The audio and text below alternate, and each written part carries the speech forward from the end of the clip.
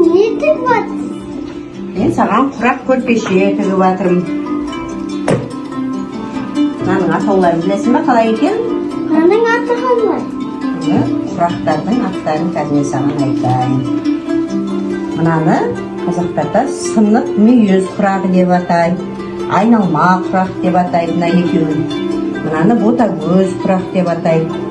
Арасына тырна құрағын араластырғанбыз, міне араластырып тіккенбіз. Ал мынау ше? Бұл айналма құрақ, міне қарама қарсы айналма құрақ мына екеуі.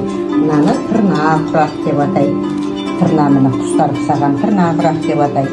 Бұл кішкентай шай көрпеше тігіліп атқан, тігіп қойғаны міне дайын шай көрпеше бұлар. Әже, бұл не? Бұл сырмақ.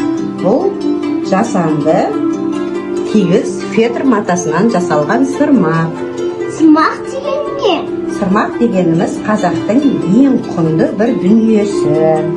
Саған қазір мен қалай жасалуын түсіндіріп өтейін. Сырмақты кез келген қойдың жүнінен жасай бермейді. Оған қойдың шикі жүнін пайдаланады, қозының жүнін пайдаланады. Оны біз жаңа жүнді тазалап, түтіп, сабаумен сабап, шидің үстіне салып, ыстық сумен пісіріп басамыз.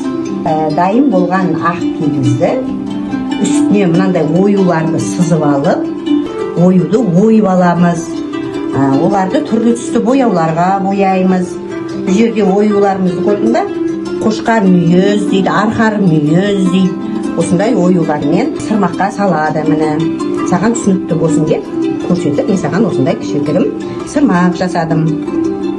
Бұның жаңағы ойып алған оюымызды одан кейін бұл кигіздің үстіне қойып, осылай міне тігіп құрастырамыз осыған. Міне мына жерде құрастырылғаны. Мына жерде құрастырғаннан кейін бұның шетіне жиек саламыз. Міне көрдің бе? Мына жиектер саламыз, сонда әдемі болып шығады. Осылай сырмағымыз. Қазақтың оюлары көп қой, міне түрлі оюлары бар мына сырмақ. Түсіндің бе? Әже, түсіндім. Рахмет сізге.